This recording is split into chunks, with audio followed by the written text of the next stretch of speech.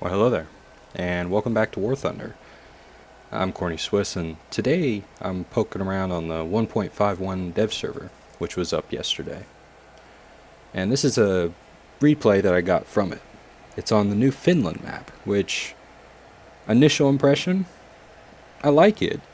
I think I only got to explore the middle and western portions of the map. I didn't really get a chance to go to the eastern portion of the map. But from what I saw, it seems rather... I guess my only concern about it is it seems rather wide open.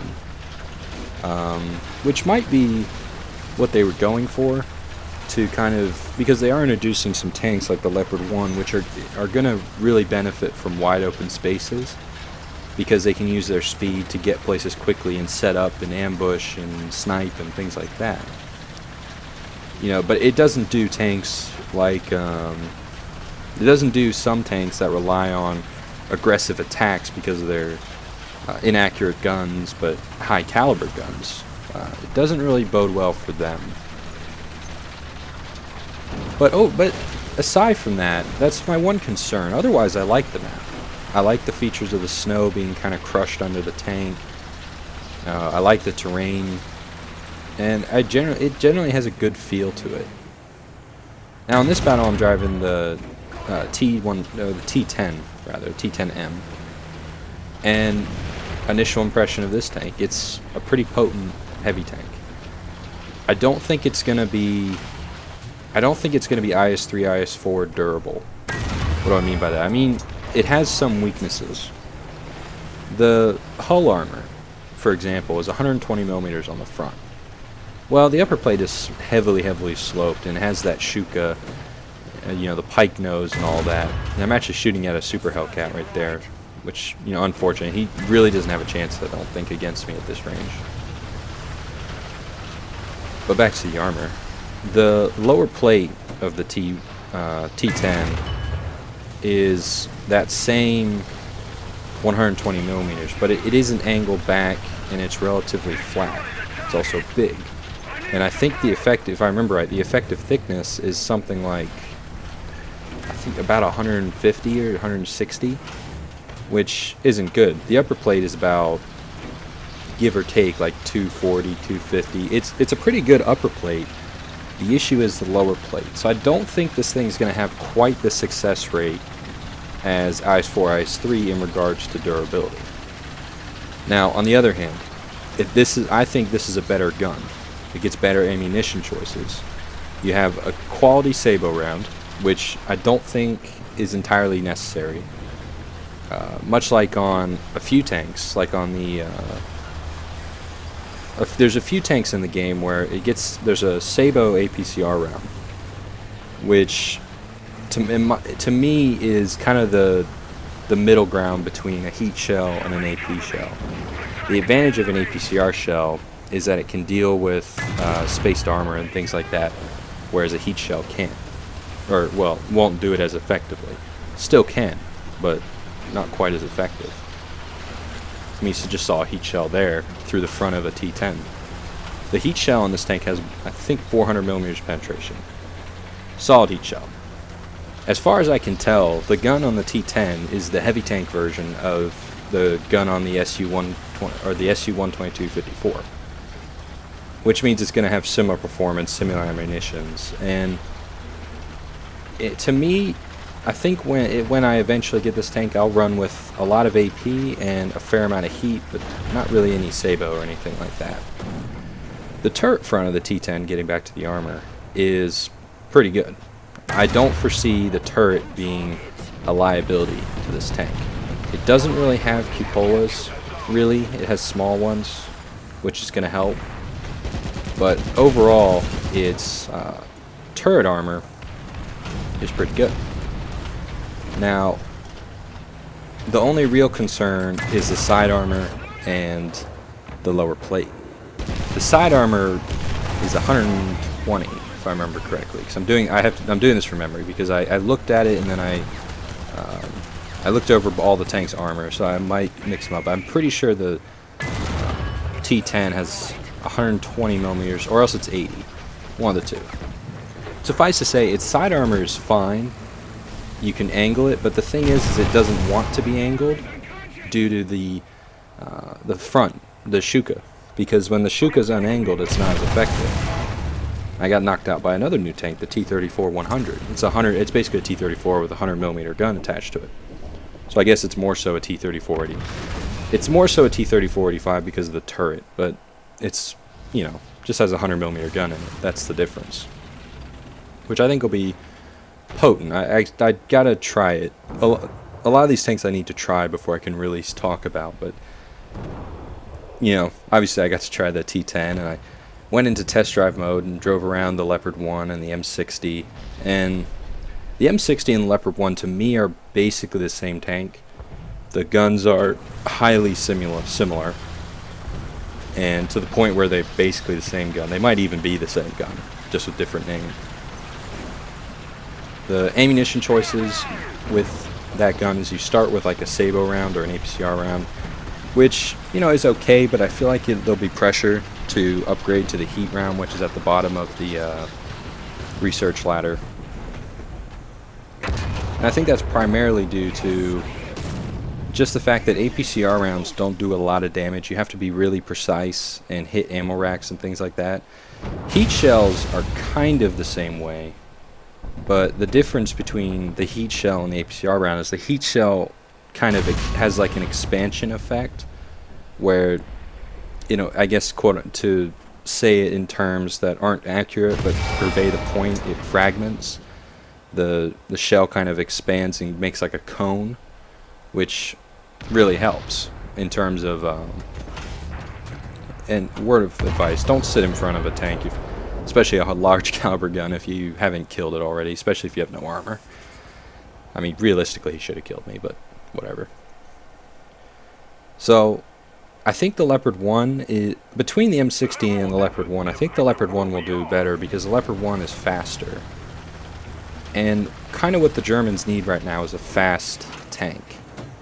We're starting to get to the point where all nationalities will have a gun that can destroy every opponent on the other nationality. The Americans have the M103 with its 120mm gun. The Russians have a few guns, but namely I think the Su-122-54's gun, which will be on the T-10. And then the Germans will have basically the 128mm gun, which can deal with most things, and then the Leopard 1's 105mm gun.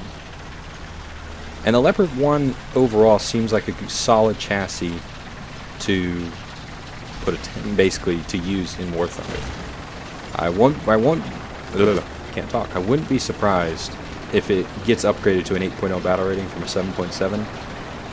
But that's primarily because it's going to add a new dynamic to the German teams, and I feel like it's actually going to be a very beneficial one. The issue the Leopard 1 has is that one of the reasons the T-54 is so potent, or has been for basically the entire ground forces era of War Thunder, I guess, is that its hull armor is serviceable, especially even nowadays, can get the job done. And it has good turret armor. Now, that's not to say it's invincible anymore. There was a time when T-54s were just basically invincible. But now with the addition of heat shells and some American guns and some German guns have gotten some love and things like that, the T-54 isn't as powerful as it once was. But it's certainly still a strong tank. But the thing is that the Leopard 1's gun has this thing where even if you do destroy the Leopard 1, if he gets a shot off, he's likely to knock out the T-54. Let's say a Leopard 1 is firing a heat shell, right?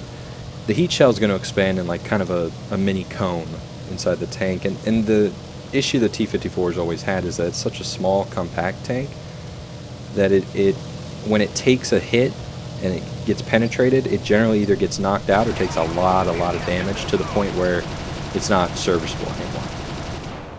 And that's mostly just because of how packed together everything is. You know, the fuel tanks and ammo are just everywhere, and it's a little bit of a problem for the tank, but when you're trying to destroy them, it's good.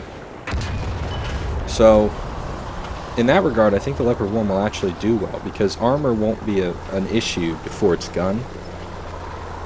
And the T-54's gun can destroy, you know, every tank in the game under the right circumstances, or even under unfavorable circumstances. So, I guess you're trading armor for speed. And in War Thunder, I've said before that I think speed is the most valuable asset with an adequate gun. I mean, it's difficult to make a tank work that doesn't have a good to adequate gun. Now that Leopard 1's flipped himself, so I'm gonna go back there and help him out, because we need him right now so we can hurry up and win this game. But as I was saying, I think something that the German tanks have always, at least at this battle rating, have always had is armor, except for the Panther II. But armor's kind of been the thing at the to sacrifice speed, which makes them solid defensive machines, but not very offensive machines.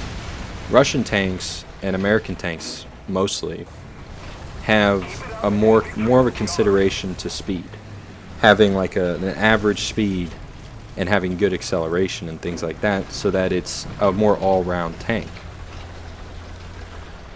The Germans don't really have a tank like that. You know, the King Tiger, yeah, it's not slow, and it has a good turret traverse, and it's a good gun, but it's a heavy tank. It has heavy tank armor, and it's not like super fast. You know, T-54 is fast. You know, the Leopard 1 is fast. You know, it can turn really fast, its turret traverse is really fast, the gun reloads good enough. So I think the Leopard 1 is going to be a big player at this battle rating. It's certainly going to be a strong tank. Now, I think there will be a little bit of a learning curve, same way with the Walker Bulldog.